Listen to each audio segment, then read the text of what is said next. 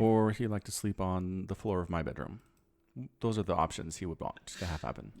Neither are acceptable. Neither are great, no.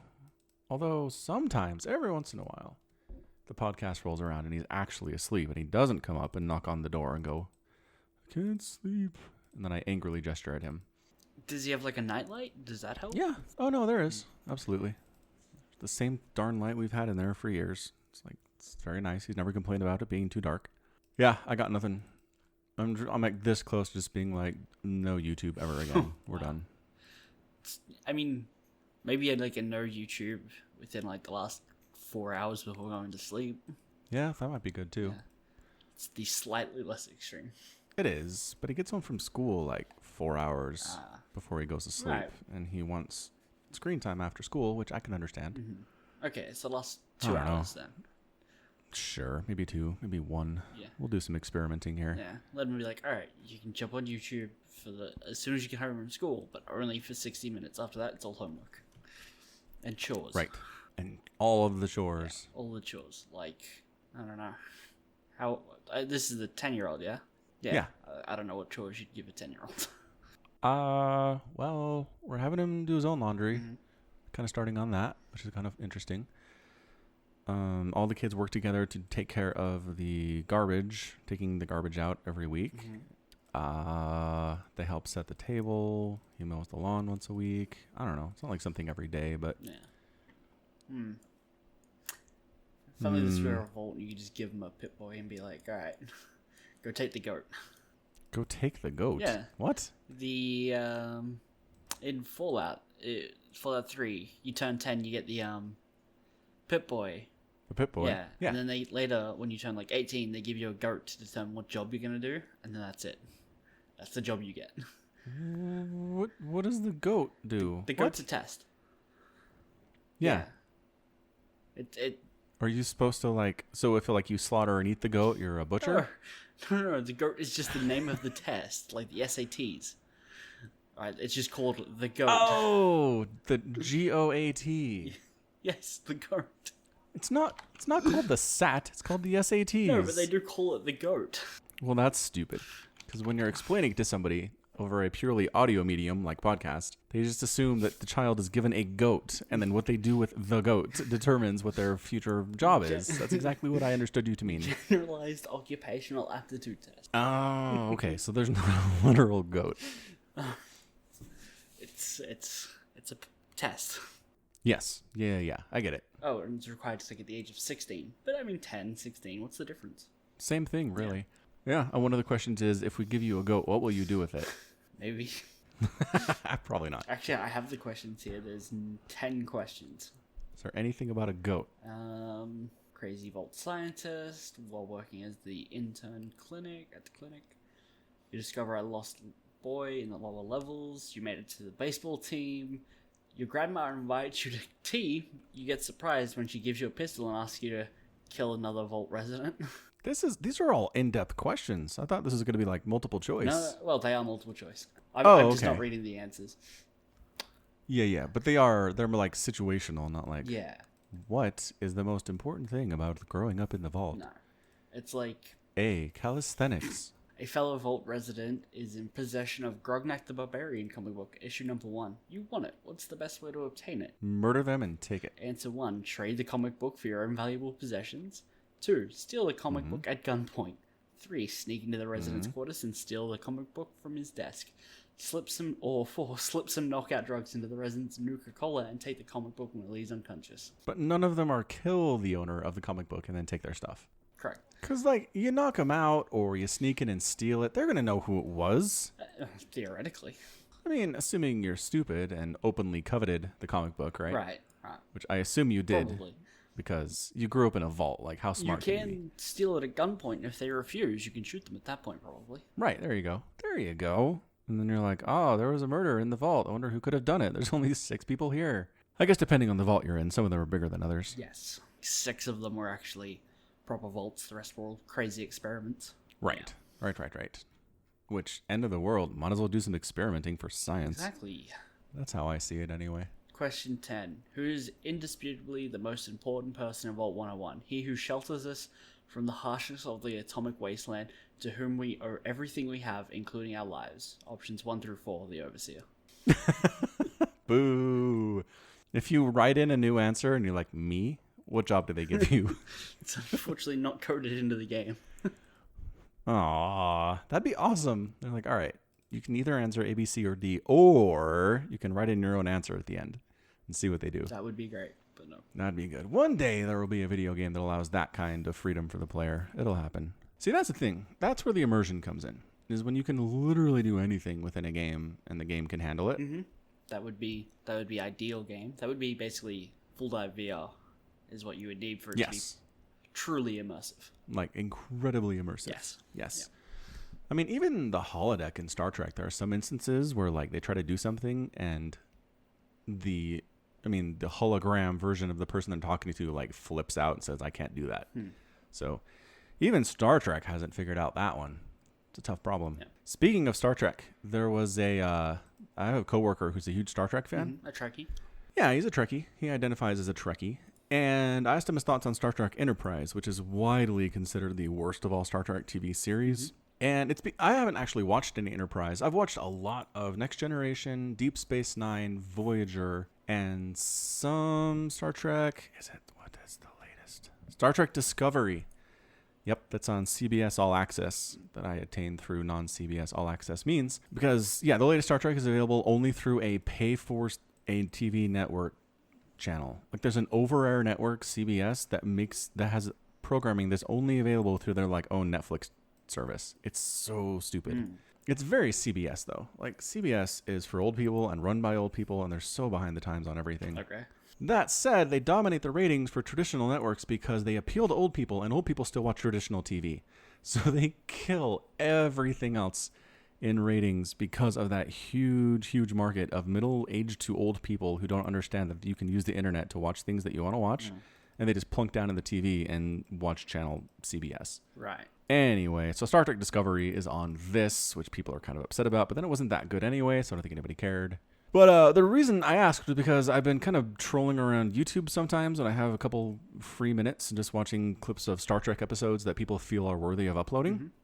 So there's this part of Enterprise which actually takes place prior to the original series. So this is, I mean, I should like this show because I always talk about how I like space travel to be dirty and dangerous and gritty and stuff, right? And you can die. Space wants to kill you. And that's what this is. Enterprise is at the time when humans are spacefaring, but it's incredibly dangerous and scary. Okay. That said, it's so boring. It's so boring. And it's so slow. The scene that gets uploaded that I watch, right, is the captain of the ship and his Vulcan, like, first officer, whatever. They're, for some reason, the only people on the bridge, and their ship is flying through an asteroid field. And now this should be intense. This should be really, like, just frightening, intense, and my heart rate should increase, right? Right. Yes. No, it's literally just different camera cuts of him talking to her, asking what heading to put in, and she tells him 3.1 Mark 429, and then he puts it in, and then he asks her again, where now? And she says 6.9 Mark 342, and they do this for like 3 minutes, and it's interspersed with like really terrible CGI of these asteroids like plinking off of the starship, and then they have to use the weapons to blast some of the asteroids apart because they can't maneuver fast enough to get around them, and that looks so bad too. So it ends, and it's probably the least exciting asteroid belt scene in all of science fiction. I mean, I nearly fell asleep listening to you tell it. I know! See? And so then I go to the comments, and one of the top comments that's upvoted on YouTube is, the most exciting scene in an otherwise boring episode of Enterprise. And I was like, what? This is the best part of a whole episode of Enterprise? I'll send you a link so you can enjoy it yourself. Okay. If I ever have any trouble getting to sleep. Yeah, I mean, what's funny is... for your son. Yeah, yeah. Before bedtime, I'll just play that scene. Like, but Dad, I don't want to watch that again. Shut up. Shut up and watch this. You need to go to sleep. What was I going to say? Oh, and then at the beginning, he's like, how much longer before we're out? She says 6 minutes. And then literally the rest of the YouTube clip is 3.5 minutes long. So I don't know. Like, I don't know how that's supposed to make any sense whatsoever. But the point is, I asked my coworker, who's a huge Star Trek fan, if he likes Enterprise, and he goes, yes. Ooh. And he goes, that's not an opinion that is held by most Star Trek fans, but I love all Star Trek everything. And then he said that Voyager was his least favorite Star Trek series, and I was like, what? That was crazy. He had some crazy opinions. And then I remembered you haven't watched any Star Trek at all, so you can't be any help in this conversation. Yeah, it's true. I know nothing about Star Trek. That's true. Mm-hmm. One day, you'll have some copious free time, and you'll watch some Star Trek. I haven't been to work in like 9 days. Like, I'm on holidays, finishing that up a couple days ago as this comes out. I did not at any point think I should watch some Star Trek. Nope, definitely not. There's too much other stuff to watch. Yeah, I watched Final Space. I finished it now. Oh, good. Okay. Solid show. Should watch it. Way better than Disenchantment. Yeah, so I actually watched the first episode of Disenchantment. Yeah, it's okay, but not brilliant. It definitely wasn't. It's like I can get what they're trying to do, but it just doesn't put it together. It's not all complete there. It's very strange. It gets a little better with the subsequent episodes. Like, I think I got to episode 4 or 5, and I was just like, I have to put this down. It's not that great. Well, yeah. I mean, I'm willing to give shows a pass on the pilot, because sometimes the pilot's incredible. I'm looking at You Lost, and sometimes pilots are hot garbage, and they figure it out later. I understand that. But yeah, if it gets marginally better after 4 or 5 episodes, I don't think it's... I think one of the complaints I had about the pilot was pacing. It's just there's a lot of dead air between stuff. It's not like from what I expect from a Matt Groening created something with Simpsons and Futurama is zip, zip, zip, zip, zip. Stuff's happening, conversations happening, sight gags are happening, pratfalls are going down, and this is just like we're okay kind of sitting here looking at stuff for a couple seconds, and it's weird. Yeah, it's a bit strange. Also, I've kind of like grown out of some of that humor where it's like, oh, we're instead of tapping the elf for his blood, we're gonna tap the pig. And I get it if, like, it would have been funny if they had just filled the one vial that they were trying to fill, but instead they flood the room with the pig's blood. What the what? Yeah. Okay. Happens in, like, episode 2 or something. They're trying to gain, like, harness the magical essence of the elf for the king so he can live forever. And, except elves don't have a lot of blood, so he has to sit on, you know, with, like, an IV pulling his blood all night. The elf just can't produce any more blood. He can only do, like, 1 drop a day. The king threatens to kill him, so the princess grabs a pig and goes to tap it and fill the vial up, and apparently she throws away like, oh, pigs are 80% blood, didn't you know? And then they cut to the next day, and the room is like 2 feet flooded with pig's blood. So okay, so magic exists in this show to a degree, yeah. but pigs should have the same amount of blood that pigs have in our world, right? I would say so, yeah, unless you got a magic pig. Okay, right. Do they have a magic pig? No. Yeah, that's a weird choice. Why would they do that? I don't know. I do not know. Okay. Yeah. All right. Well, maybe I won't keep going with this one then. No, I don't recommend it. Sounds good. And it's Into Space, right? I remember I looked for it the other day, Final and the Space? service it was on, I was like, Into Space. Final Space. It's on Netflix. Wait, what? What are we talking about? Into Space. What's that? I don't know. Final Space. Yeah. Final Space. So it's on your Netflix. Yeah. Because your Netflix is not my Netflix. Is it not on your Netflix? I don't think so. I think I looked for it on Netflix. Maybe I looked for the wrong thing, though. Hold on. Oh, the icons are color now. Yeah. I've known that for a while. Guess what auto played when I went to Netflix.com? What? A trailer for Disenchantment with audio. Boo, Netflix. Oh, speaking of boo Netflix, they say they're not ads, but they're recommendations for other shows that'll play in between episodes of watching one show. Yeah, that was the greatest thing. They're like, hey, by the way, we're doing this. And everybody said, you're showing us ads. And they said, no, we're not. Smoke bomb. And then ran away. Freaking Netflix. I believe one of the best memes I saw was it's Obi-Wan talking to Netflix and saying, you were meant to destroy traditional TV, not join them. I mean, I kind of get what they're saying. Netflix isn't like running ads for Dove or laundry detergent or McDonald's or anything, but it still sucks. They're showing ads for other shows on their service. It's yeah. What does it matter what shows I watch? I'm still on your service. Why do you need to show me ads for it? Right. Well, because they want you to be aware of all the programming they have so you never cancel your subscription because there's always something else on your list you need to watch next. Yes, but if I'm already sitting here watching, there's a pretty good chance I'm not going to cancel my subscription. advertising to a captured audience. Well, what if you're just watching it because you want to watch the BoJack Horseman, and then you cancel your subscription until the next season comes out, but then you see an ad for, like, I don't know, Friends, and you're waiting, and you're like, oh, this has Friends? And then you don't cancel your subscription and binge watch all of Friends for the next 2 months, and they keep your money. If you're the kind of... 2 months, please. It's like 3 weeks. But... Some of us have a lot of things to do.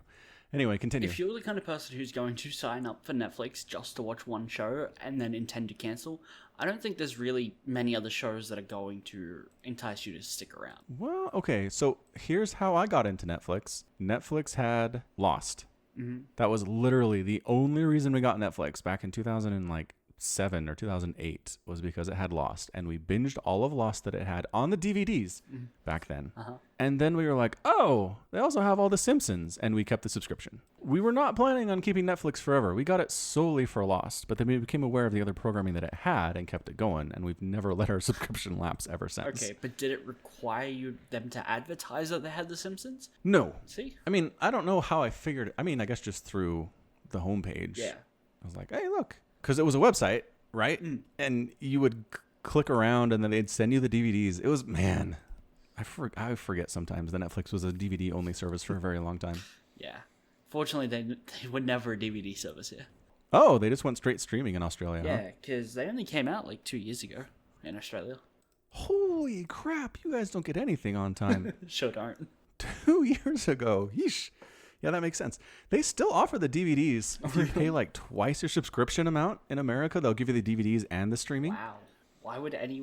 And the reason you do that is because the DVD selection has a ton of movies. Really, really good, like recent movies that you don't get on streaming in the US. Yeah, I would imagine it because if you're streaming a movie, you need to have like a continual licensing agreement because it's you're a company displaying that movie for someone else. But if you own the disc, you can do whatever you want with the disc. There's no... Yeah, exactly. You can send it to whoever, whenever. Yeah, and for some reason, the licensing doesn't matter as much for TV because they have all the good TV. But movies are much, much more difficult. I'm not saying they don't have any. They have some very specific agreements with Disney for their Marvel Cinematic Universe. You'll get stuff like Infinity War on Netflix eventually. Although Disney is actually, they have announced the creation of their own Netflix-like service, and so that's going to end pretty soon. Yeah, probably. Yeah. One Punch Man is on Netflix now. I'm going to rewatch that. Is it? It's on my Netflix. Remember, your Netflix is not the same. We should call it like America Netflix and Australia Netflix because they're literally so different. Netflix. Yeah, One Punch Man not on my Netflix. Yeah, Well, and I don't have Final Space. If I search for Final Space, it's like, do you want to watch Orange is the New Black? that's weird. No, that's not the same thing. It says Final Space is a Netflix show. It has the Netflix logo in the top left-hand corner saying it's one of their shows, like a Netflix original. Apparently outside of America, it sure is. Huh. Searching for One Punch Man, it says recommends I watch Tokyo Ghoul and Seven Deadly Sins, two great animes. Oh, it does a better job suggesting for you. Whiffed so hard. So hard. Okay, in fairness, it does have BoJack. It does have Big Mouth, which I've seen some things about. Yeah, I've seen a little of that. Not my cup of tea. No, it's very like, here's how awkward it is to be a teenager. And I'm like, I don't want to remember any of that, actually. I prefer to move on with my life, not remembering any of the awkwardness. And also, I don't care to know about what it's like when a girl first gets her period. Nope. Thanks, Joe. Thanks. We'll just move right along. Exactly. But yeah, I've got One Punch Man. So I need to rewatch that. I think I'll do that. Okay. Adding to my watch list. Here's a thumbs up. I originally watched it on Hulu because that's where it lived. Okay. But now it lives on Netflix, I guess. This is so confusing. So all the different services all competing and new ones are being added all the time. And I mean, I guess it's better than traditional TV and cable because you're really just whatever they wanted to put on is the stuff that was available to you. And this seems like a much better selection than cable TV was giving me. But it's starting to get to the point where it's more expensive. Like if you do Hulu and Netflix and the Disney streaming service, it just starts to add up. Yeah. Boo. It's an issue. But, I mean, It is. It just means whoever can get the best shows is going to win. Eventually, it'll get to the point where people just only subscribe to their 2 or 3. Like, I would say 2 at most. Or someone who's got a significantly better selection will just blow everyone out of the water. If they can come to a reasonable agreement with everyone else, like from content producers to have their stuff. That's what it's going to take to stop people bringing out the things, is no one using them. Yeah. If quality content creator like Disney can have their own streaming service, and that's the only place you can get Disney, it's like very hard to fight that because Disney's an uber mega corporation in that sense. It is. But here's the thing. If you have a prestige show, if you have The Handmaid's Tale, if you have Game of Thrones, if you have Orange is the New Black, if you have Better Call Saul, if you have any number of shows that are like, people really, really like these shows and will watch them no matter where they are, they're not going to cancel the subscription. Like, I have HBO solely for Silicon Valley and Game of Thrones. And I have Hulu because of Castle Rock. And I have Netflix because of Stranger Things and all their other content. So what I'm saying is, as long as you have a really popular, really hit prestige TV show or movie or something that's consistently coming, I don't think you can die. I think people will keep subbed to you just for that one thing. I guess it's the difference between me and the greater population. I would never just be subscribed for one thing. Really? There's no one thing that would make you subscribe to a service? Nope. Nothing? Friends. No. What if there was only one place you could get Friends? It doesn't matter. You subscribe to I've it? already owned it digitally. I can access Friends whenever I want. You're ruining my hypothetical. I know. What 'Cause if... the ability to purchase digital media makes selling someone like a set of discs for $29.99 is much more appealing to a distributor than a streaming service, right? Especially when it's more profitable. It's more profitable, right? Yep. So the ability for me to buy one show rather than pay a subscription just to watch it, if that show comes out digitally, I'm just gonna buy it. Fair enough. I haven't bought digital content in such a long time, or physical content for that matter. Well, yeah, sorry, I meant not content, but TV shows and movies in particular. Yeah. Yes. Side note: as I'm scrolling through my Netflix front page, I'm annoyed that the thumbnail for Death Note Yeah. has what's her face, annoying fangirl blonde. Misa? Yes, she's on the front wearing like thigh-high stockings and like a black corset. It's like, no, that's not what Death Note is about. This isn't about hot girls. Go away. It's definitely misrepresenting Death Note. 100%. Someone's going to click on this and be like, ooh, yeah, hot anime girls. And be like, wait, what? There's no hot girls in the first 4 episodes. But then they'll get sucked in and it'll be good anyway. Yeah. Death Note is fantastic. So good. Okay, so Death Note isn't even on my Netflix. Okay, we should play a game where we find something that is on both of our Netflix. But the live action show is. The movie. The live action movie is. Oh, boo. It's bad. I can't- It's so bad. Oh, yeah, me too. I've got both. Why the crap is it set in America? It's San Francisco. Why? I don't know. I thought it was Seattle. Is it San I Francisco? think it could be. I don't know. You don't know. All you American cities look the same to me. I mean, in fairness, Seattle and San Francisco have very similar climates. It rains a lot and it's foggy, so you probably couldn't tell the difference just from looking at it. My Google Foo is better than yours. Where is it? Where is it set? Yeah. Does it say? Seattle, Washington. Bam! damn. Found it on the Wikipedia. Yeah, Seattle. I thought so. But It's still really bad. so many poor choices. Why? Like, there's a lot of stuff in it that just doesn't make sense as well. Yeah. The first time he meets, what's the Shinigami's name? Crap. William Dafoe? Not the voice actor, but the actual I can't remember. Ryuk. Yes. Ryuk. Something like that, Ryuk yeah. destroys a classroom. Like, the entire thing is just obliterated. Are there people inside? No, it was just him, because apparently he was the only person at detention, and there's no need to have a teacher. Oh, like, right, there. of course. And then he just gets up and walks away. No problem. Light does? Yeah, Light Yagami. Yeah. But, I mean, And it never comes back up. Like, there's no teacher, like, searching around for a student that wrecked a classroom. Nothing. why should it come up? Decisions are hard, Somicron. And I'm letting the trailer play, and I'm just reminded about Yeah. how many all the deaths in it come off as a kind of like Final Destination, kind of cheesy. All the Yeah. People hyper get run exaggerated. through. Yeah, it's just ladder coming off the top roof rack of a car and just decapitating someone. Oh, yeah, that's Final Destination stuff for sure. Yeah, But the anime is still good. So All right, I'm good. going to stop watching this. yeah. The anime is so good. And then I'll take a potato chip and I'll eat it. All right, so we need to find something that is not a Netflix original that is on both of our Netflix, because the Death Note live action is a Netflix original. Is Attack on Titan on your Netflix? I think we talked about Nope. this. No. No, Still not, because they add things. Still not. Full Metal Alchemist Brotherhood. I believe that is on here. Let me have a look. Full Metal Jacket, Full Metal Alchemist, the live action movie, which is awful. No! They don't have Brotherhood? I'm not done. Oh, okay. They have not Brotherhood, just Full Metal Alchemist. Nope, not okay. They gotta have Brotherhood. And the Sacred Star of Milos. I don't even know what that is. Neither do I. But no, they do not have Full Metal Brotherhood. I was feeling good about that one. Oh, yeah. I have regular Full Metal Alchemist too. I guess that counts. Yeah. Although it sucks. Okay, we need to find something good. Yeah. Something good that both of our Netflix has that's not a Netflix original. How about, I have Sherlock. Do you have the You Italian have Job? Sherlock? The Italian Job. Nope. No Italian Job.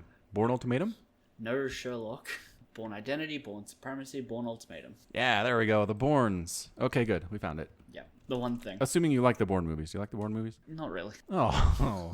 Does it count as good, maybe? I only have Ultimatum, by the way. I don't have the first two. Oh, I have Born Identity, Supremacy, Ultimatum, Born Legacy, and Jason Bourne. Dang. You have all the Bournes. I only have the one. I do like Ultimatum. Okay. I feel like one was really good. I feel like two got too caught up in like the close angle choppy cam. Here's a fight scene where everything is a shin and you can't tell what's happening. Of course. And then in Ultimatum, they backed it off a little bit and it's much better fight choreography, I think. Also, there's a really good moment in Bourne Ultimatum where Bourne is chasing like an assassin and the dude knows he's being followed. Right. And he puts down he's just in the streets of Spain and the dude puts down a bag next to a car knowing that Jason sees it. And then Bourne goes up to like grab it and this car bomb explodes like right as he goes past it. Like he's not even to the bag yet. The bomb was in something else and just knocks him into this wall. It's so great. I just really like competent bad guys. It was a great moment. Okay. Sounds good. Totally baited him. So you should check it out. No. Wow. All right. Well, no. When it's a series like that, I feel compelled to watch all of them, like in order. Completionist, right? Right. The first one I thought was just kind of I've tried to watch it like 3 times now. I've only got like halfway. The first one is the first one's really good. It's a little slow. Sure it is. It's not as okay. The future Bournes get more actiony. They get more like straight up. I just beat everybody up to get what I want to happen. Yeah. Identity is much more about espionage and sneaking around and breaking into places and getting information and things. That said, one does have the scene where where Jason Bourne beats somebody up with a magazine. That's a pretty good scene. Okay. I guess you never got there, unfortunately. I guess not. I have Star Wars The Last Jedi. Huh? I mean, it's pretty debatable whether or not that's a good movie these days. Oh, yeah. No, absolutely. We talked about it. We didn't like it all that much. No, I do not have The Last Jedi, but I have Rogue One. That's weird. It's the only Star Wars movie on the service as well. I have Rogue One, Last Jedi, just those two. And I guess I have the Clone Wars. Both versions? Oh, no, one's a movie. TV show and movie. Got it. Ragnarok's on Netflix, Guardians of the Galaxy, Doctor Strange. There's actually better movies on here than I thought there were last I checked. Dark Knight's on here. I didn't know that. The Warcraft movie's on here. Is it really? Yep. Did you watch the Warcraft movie? Did we talk about it? I haven't seen it recently enough to talk about it, but I did enjoy it. Well, no. Did we do a podcast on it? Oh, no. It came out before the podcast did. It must have been fairly... When did it come out? 2016. Okay, yeah. So not that long before the podcast came out. Not that long, but it did. Because it was like summer 2016. Released in June 10th. May 24th. Or in Australia, May. May 24th. All I want to say about that is that the orc stuff I thought was really well done. And the human stuff was boring, hot garbage. I did not care a lick about any of the human characters. The orcs were awesome. And the half orc was awesome too. Well, but if you were full human in that movie... I mean, given the fact I couldn't name any of the characters now, other than maybe Khadgar. There you go. But I went in not knowing anything about Warcraft lore. Like, I knew a couple things. Mm-hmm. So, it was fine. There are such better stories to tell in the Warcraft universe. I don't know why they went like pre-Warcraft 1 with it. It's weird. It's a weird angle to take. Warcraft 2 has a better story, I think. Whatever. Warcraft movie. The thing is, it really tanked in the States. Yeah. But China loved it because they like anything that has big fight scenes and war things and explosions and stuff. Right. And so we might actually get a sequel just because of Chinese money. I'll take it. Which makes me laugh. I'll probably see it. I hope it would be better, is all I'm saying. Hoping something could be better. That applies to everything. Hmm. Name something that you think is so good you couldn't ever want it to be better. One Punch Man. If One Punch Man Season 2 is as good as One Punch Man Season 1, I will be ecstatic. Yeah, but that's because it's already good. Yeah. But if it was better, you wouldn't be upset. I don't see how it could even be possible. One Punch Man is so good. Like Rick and Morty levels of I go back and look at the episodes and I'm like, oh, this episode. Ooh, this episode. Ooh, it's this one. It's like, okay, they're all great. One Punch Man is top to bottom, start to finish, amazing. I could really hope the rest of Rick and Morty is better. Yeah. Eventually, whenever we get it. Eventually, yeah. Yeah, I don't know. And I say this a lot, but I've just learned over the last few years that if there's super quality entertainment that's incredible, like cream of the crop, it comes out when it comes out. Yeah.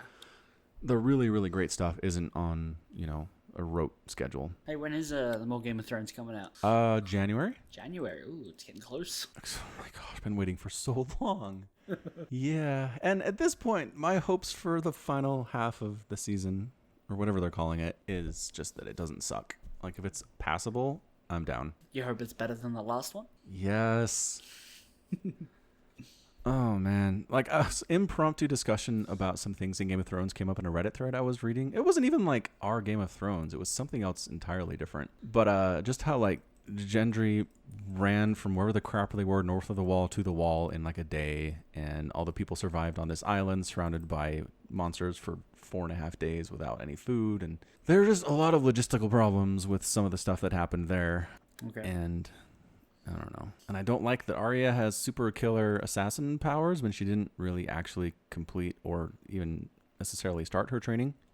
Right. So I could go through a huge list of things I'm complaining about and probably have on the podcast before. And that said, I will absolutely be there watching the new episode of Game of Thrones when it comes out in January. Okay. No questions asked. Honestly, part of it is because it is marketed as the final season. Okay. Whereas if they were like, here's the next season, we're going to keep going until people stop watching, I'd probably bail. Fair enough. That's when they'd stop. Because people are bailing. Yeah. Yeah. Yeah, well, I would. I don't know if other people would. I'm not sure how long it would take people to bail on Game of Thrones if it just continued at this level of quality forever. I mean, I bailed on it 2 seasons ago. Yeah, see? I don't know if you're a good example either, though. Yeah, probably not. But yeah, Rick and Morty I'm waiting for. I'm kind of waiting for new Sherlock episodes a little bit. Again, the last season wasn't fantastic. I have not watched the last season. Season 4? Oh, I didn't realize you weren't caught up. I mean, it just, like, season 3 is not particularly brilliant. No, it's not as good as 1 or 2, for sure. 4 just, you don't care about spoilers, right? No, not even a little bit. So 4's like, hey, guess what? There's a secret sister of Sherlock and Moriarty we've never talked about before and referred to in any way. Here she is. It's like, wait, what? Huh? And by the way, she's smarter than any of them. It's like, no, but okay. Then why isn't the show named Sister Sherlock? Like, if that's Because she's locked up. She's like, oh, okay. That would be the great spin-off show where it's a prison detective show. She's locked up. Ooh, yeah. That's- Like Silence of the Lambs. No, because Clarice isn't locked up. No, she's not, but she's consulting with... Hannibal. I mean, she's getting all of her theories from Hannibal. Yeah, she's Yeah. not doing the investigation on her own. Not a lot, but some. No. Imagine a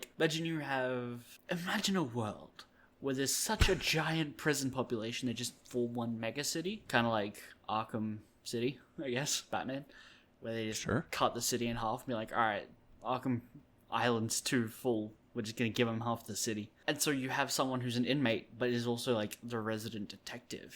Oh, okay. So can't leave the prison, but solves crimes within the prison. Yes. Yeah. All right. Yeah. She's I'd locked watch up. that. Right. Yeah. Yeah, she is. There you go. And don't mind me, she escapes within like 5 minutes of you meeting her. Oh, okay. Mm-hmm. Like she's been locked up for her whole life, but as soon as the cameras show her, she escapes. No big deal. Of course. And, you know how Moriarty kills himself at the end of 3 or 2? Yeah. One of those? 3, yeah. Yeah, so there's this scene where Moriarty is in a helicopter, he lands, and then he walks into this prison where the sister is. And you're like, holy crap, he survived? All the theories were true? And then they're like, nah, just kidding, that was a flashback. No indication it was a flashback. They didn't give any hints whatsoever They're just like, they just let the viewership believe that he was alive for about 15 minutes, and then they're like, nope, just kidding. It was bad. Is he actually alive? No. Because at the end of 3, he kills himself like right at the start of the last episode. Yeah. And then Sherlock's being exiled, and they call him back like immediately as the plane takes off. They're like, all right, Yes. and the guy is Exactly. like all over the screen. It's Moriarty's being like, I'm back. Did you miss me? Yeah. Yep. No, So he is dead. he's super dead. Yep. Okay. It's bad. It's really stupid. And it like bothers me. I'm bringing this up again. I'd forgotten. Deep breaths. Deep breaths. Also, I should not just scroll through Netflix because they have a lot of things I really want to watch all of a sudden. Like what? Let's see if I've got it.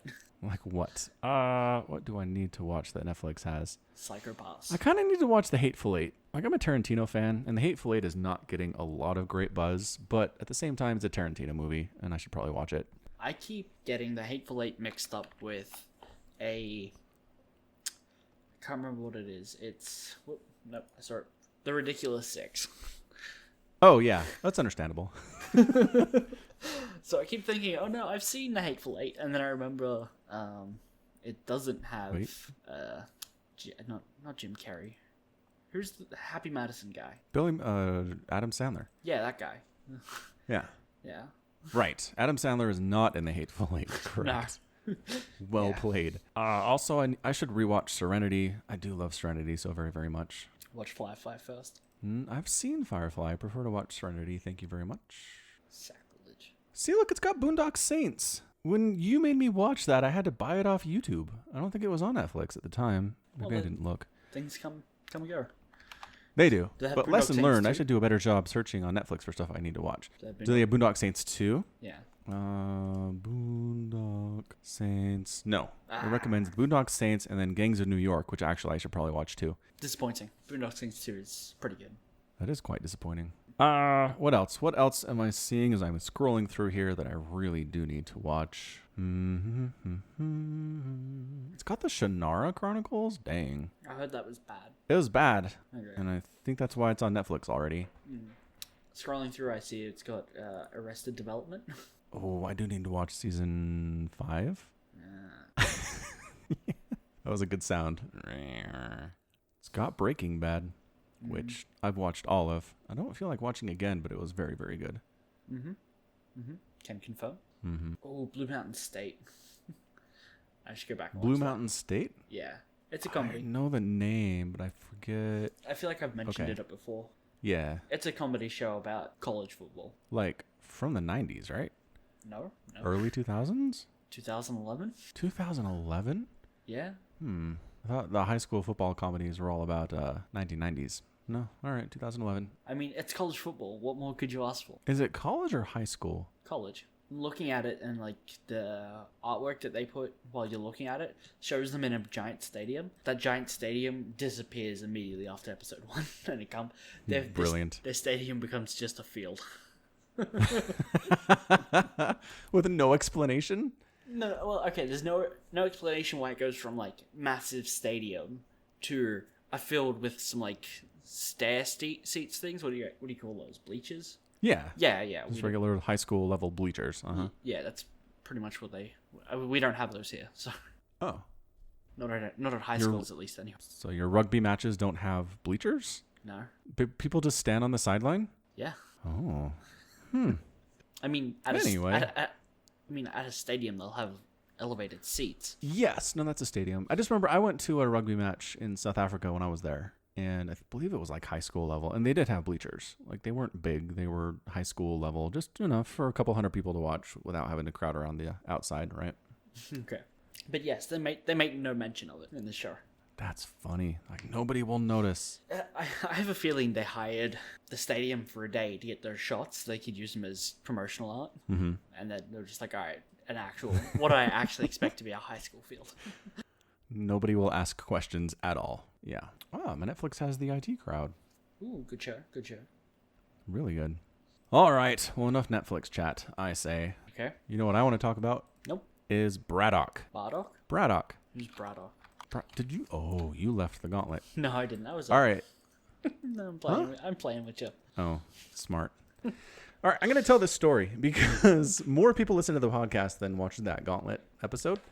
Gauntlet tournament. So I'm casting the Gauntlet Global Open number 54 with Just Jordan Sunday night, August the 19th. And we have a TVT matchup coming in. It's Kelezer, the Brazilian professional Terran player, versus Braddock, a Russian Terran player. Now, here's the thing. Jordan started playing StarCraft Legacy of the Voidish. Didn't really know it existed until then.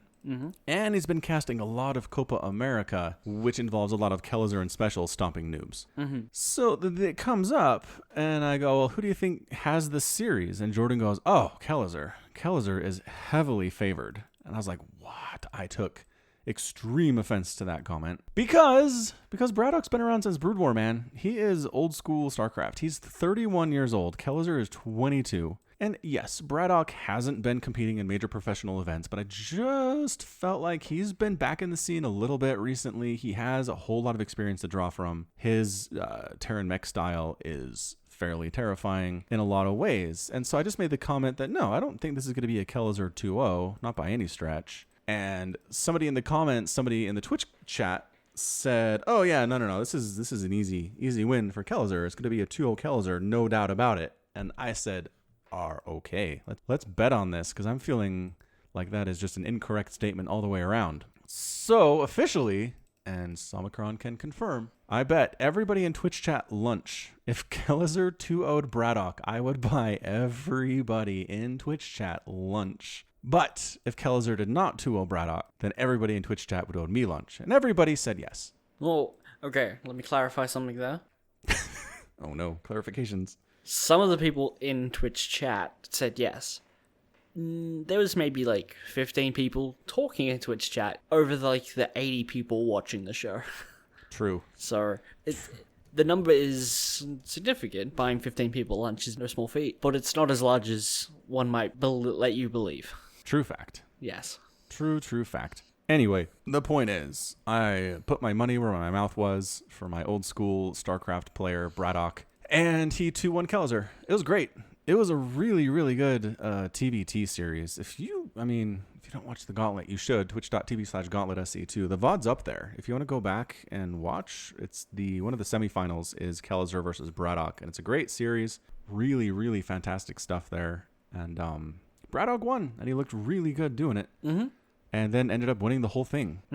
Beating Starkiller in the final with a pretty solid 3-0 and a best of 5. So Don't count out the old folks, is all I'm saying. I will just say, Kelezer was still favored to win, right? Based on what? Looky like? I don't know. I haven't looked it up. But I would still say, I would still put my money on Kelezer the next time they meet. Interesting. Okay, but you wouldn't say a sweep by Kelezer at this point. When was the last time Braddock was in BlizzCon? When was the last time he went to BlizzCon? I don't know. When's the last time he showed up to a WCS qualifying event? I have no idea. That's the problem. I don't know. I can't. I would put, if I was made to bet, I'm going to put money on the person I've seen play. Sure, and I get that. But what if he's really good and just never bothers to try and qualify for these WCS events right now? Then you can't say. I mean, it's different, right? It's different. What's he doing here, though? I don't know. I don't know. I'm just saying it's different if he's trying to qualify for WCS events and not even making it to the round of 16 or something, and just failing in the group stages over and over and over. And Kelezer's making it to these group stages or making it to the bracket and progressing. Is Braddock American? No, he's Russian. Russian, okay. Because so he's a foreigner. My understanding would be Kelezer gets his spot in WC events through Copa America, probably, right? Because yeah, I guess so. Which means and I don't know what system Russia has set up for getting players. For as I know, it's just like an open free for all in the open brackets of WCS events. Right. Yeah. I don't know. That's a good question. Somebody should research that for us and let us know. Hey, people, do our work. Yeah, somebody who's Russian and listens to the podcast, shoot me an email at falconpaladin@gmail.com and explain how this works. Thanks. Anyway, I was so happy. I was so proud when Braddock wins game 1. And I was like, yes, I win the bet. And then he won the whole series. It was wonderful. It was a wonderful moment. Yep. And now all of you know about it, as opposed to the 15 people that were actually watching the stream yesterday. Well, 80 people that were watching the stream. Come on. Yeah. I mean, sure. I mean, congratulations. You called it correctly. Thank you. Yeah. I was very proud. Yep. You beat the curse. I did. The caster curse was averted. It's the one time this year. No. How dare you? I'm saying I just mean the cast of curse strikes more often than people. Oh, not that I'm bad at predicting things. Yes. But yes. It's All strike. Yeah. Okay. Foot removed from mouth. Well played. Whew. So is Duddles joining us today? Nope. Duddles is not joining us today. Not sure what happened with Duddles. What I can tell you with some confidence, though, is that I will have a special co-caster for the next Cheese compilation that is not going to be just Jordan. Does his name Teaser. start with an F? Teaser. It's a teaser. I'm not going to give any more hints. Hints are for lesser wimps. It's a horrible teaser if I'm like, well, here's the first letter of his name and... Well, it is a he. I'll give you that. It's not a female co-caster. That narrows it down. Dude, What are you trying to do here? I mean, look, I already know it's. Do you? Do you know that? Am I wrong? I bet you lunch. I'm just asking. Do you know that? I have a strong feeling. I'm not risking my lunch on this bet. How dare you? You owe me a lunch. So a BlizzCon player you'll bet lunch on for like 80 people over some guy who's never had results anywhere but has been around forever. But whether or not I can make a reasonable assumption based on information that I have, you will not bet lunch. That is correct. It sounds like you know you'll lose that bet. Is that what it sounds like? Huh, that's weird. That is what it sounds like. Well, that's for the listener to decide, Samicron. Anyway, yes, the next Cheese compilation for August. Mm-hmm. When's that coming out? Actually, that's going to come out the 29th of August. Okay. I can't remember what my schedule was. Did I say the 4th Wednesday or the last Wednesday of the month? I don't know. I don't either. It's right around there, though. The last Wednesday-ish of every month is when those come out. Mm-hmm. Okay. In other news about the channel, the One Trick Wednesday is difficult, everybody. I'm going to tell you that. Mm-hmm. The last one, the One Trick Wednesday challenge that won was called Transformers, which just meant that anything that could transform, you could use in the game, which incredibly broad. Reasonably. Like, over half of all units can transform, I feel like, in one way or another. Okay, maybe it's not that many. I mean, there's a lot of units, sure. Yeah. So the problem is with these kind of challenges, I need to look at them and say, all right, did they keep the spirit of the challenge? Did they make a zealot somewhere, right? Did they make I'm trying to think of a Zerg unit that doesn't transform at all. Infestor? Mutalisk. Make a Mutalisk or an Infestor somewhere. Yeah, exactly. And then if they do, but the game's amazing otherwise, then they didn't win. Actually, Zerg get a free pass on everything, because everything transforms from a larva. From larva. That's a good point. See? So it's really broad, which makes it hard anyway. And then I got literally 6 replays attempting the challenge. And I need more participation, people, if I'm going to do this. I mean, the reason I discontinued it in the first place is that one of them challenges, I got 4 submissions for the whole thing. Yeah. That's not even enough for a whole broadcast. Like, I usually try to get those ones around an hour, and that's not enough. Unless, like, one of them turns into a macro game somehow. Yeah, that's true. In which case, they're probably not sticking to the rules. Depends on what it is. That's the other thing. Some of the challenges really create short, exciting games, and some of the challenges are just regular macro-style games that aren't really differentiated from normal casts that I do. Yeah. Mass Baneling Challenge was a lot of fun. And did lead to some short games by necessity, because at some point, the Mass Baneling player is really at a disadvantage to anybody who can make air. Yeah. And other challenges like the Transformers one, you could just run a straight up Roach, Ravager, Hydra, Lurker macro game in ZVZ, and it would be indistinguishable from any other ZVZ that I cast. Have you considered doing it like how Pig does his I See Far show? So as far as I know, we pretty much do the same thing, but explain how it's different. He does it live, right? I think people are more willing to tune in to watch themselves be casted live than in VODs. Okay, so everything's the same. It's just that he casts from the replays he receives on Twitch. Yeah, like he doesn't screen them. He just, well, actually, you don't email them to Peg. You give them to someone who I assume screens them. But yeah. If it's a bad replay, you fill the gaps with like chat interaction, which I mean gives you the same content but just in a different form, slightly different. Yeah, I get that. Which is, so if you still want to have those challenges, you can just do them in a different way. Got it. That's actually not a bad idea. Resurrecting One Trick Wednesday on the Twitch might be a good way to draw people over to Twitch. Yeah. Because boy howdy, have I been promoting the crap out of my Twitch channel and I still have like 100 followers. Followers, they don't come quick. You gotta be there consistently, regularly, doing everything. I lied. I think I have 400. Wait, hang on. 479. What's the difference between followers and following? The heck is that? Following are the people you follow. Oh, that's who I follow. Yeah. And then followers is who follows me. Yes. Oh, okay. Yeah. Spoiler alert, Falcon follows 30 people on Twitch.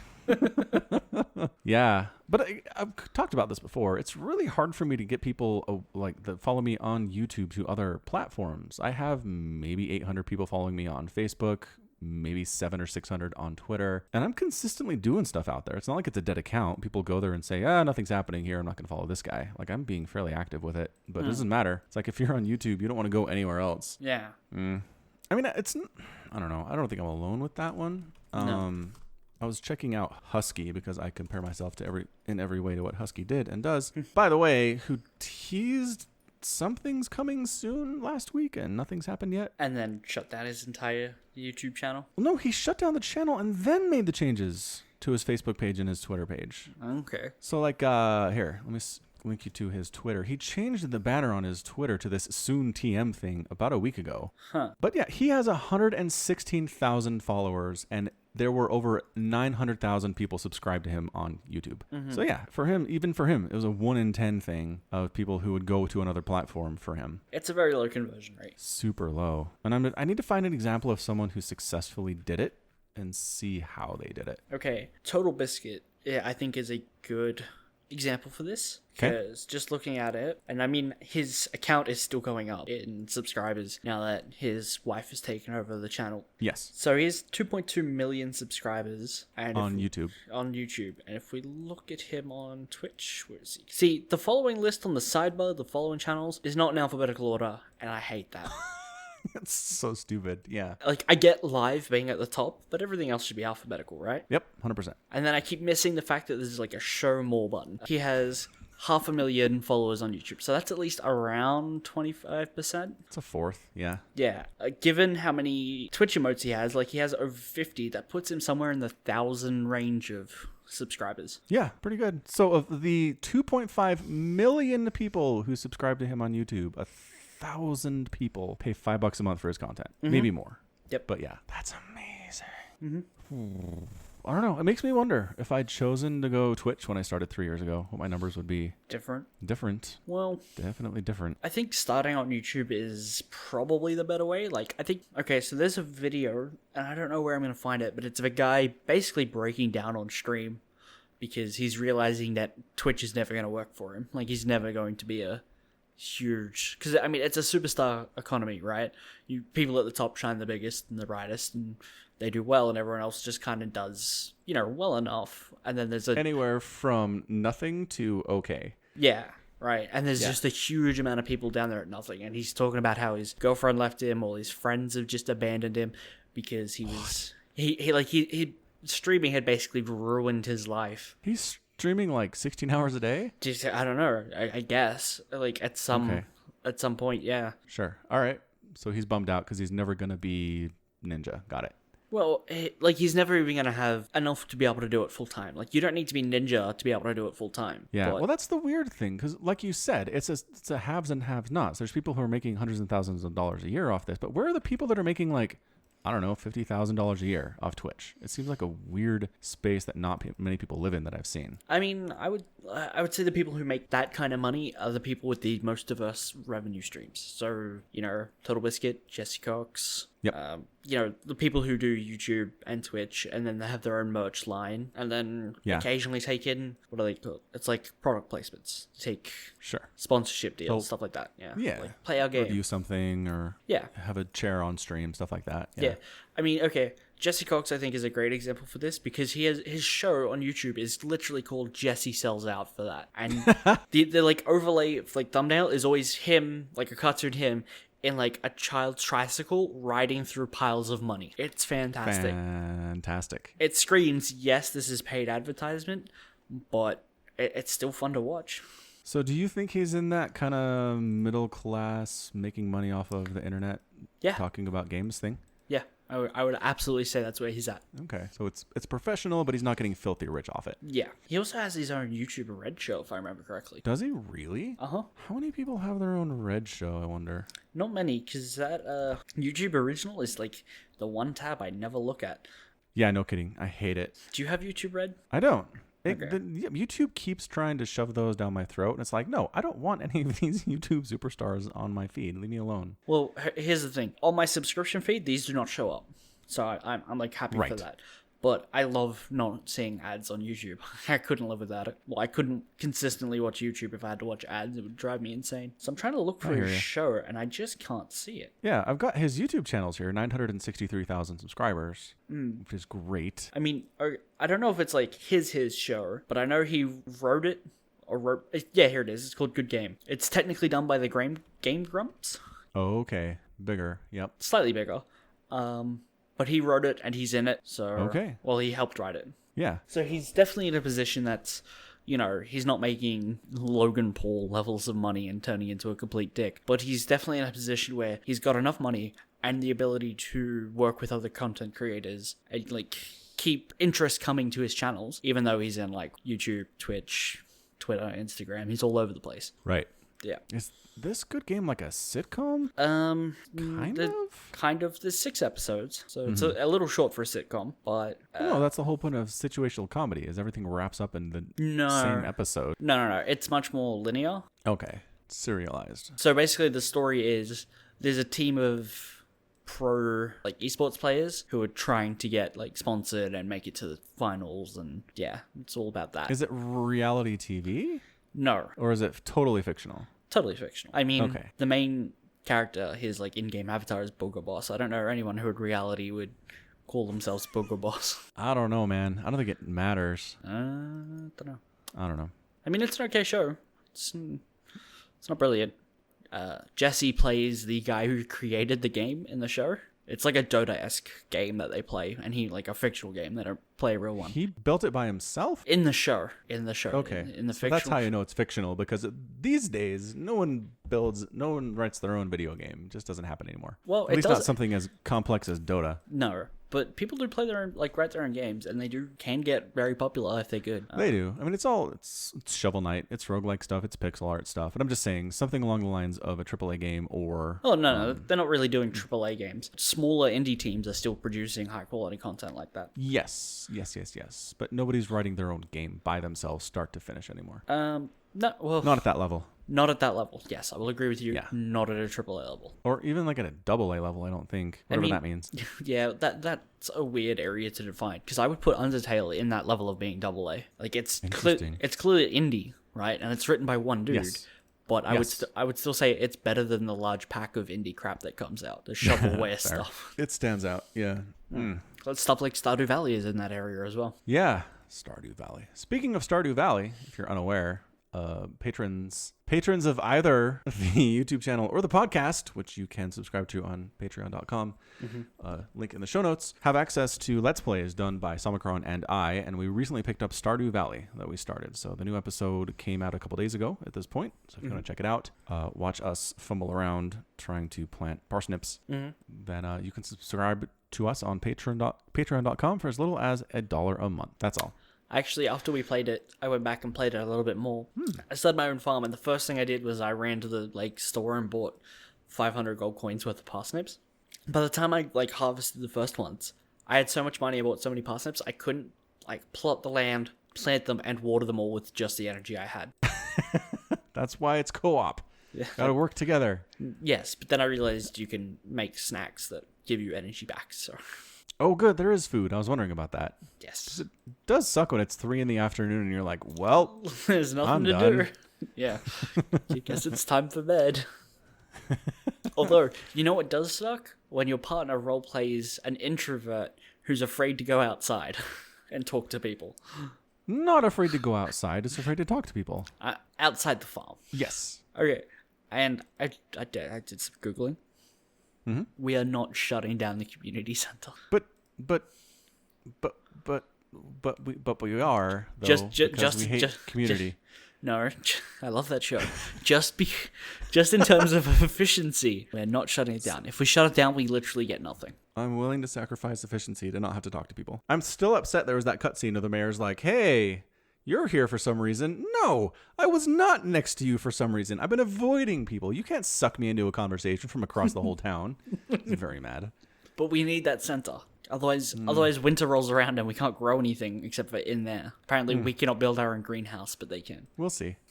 God damn it! You're impossible, you blue-haired freak. No. Blue-skinned. My Blue-skinned. skin is blue. Get it right. You blue-skinned freak. There we are. No one will Blue-skinned notice. freak. That's something that I really, really enjoy. Is that you can have blue skin. Nobody else in the universe has blue skin, and everybody treats you normal. There's no way. There's no way you move to a new town and everybody's like, I am making no notice of your skin color that is blue. Like if Na'vi just showed up on Earth, like everyone's like, "Oh hey, how's it going?" Yeah, everyone's chill about it. No big deal. Mm-hmm. Yeah, yep. So silly. So silly. All right. Well, time to wrap it up, I think.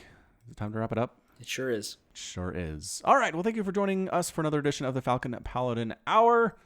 Again, check out the merch. There's stuff in the show notes you can check out there. And until next time, as always, thanks for being here and listening on your commute or while you're doing the dishes or whatever. And until next time, you take care of yourself.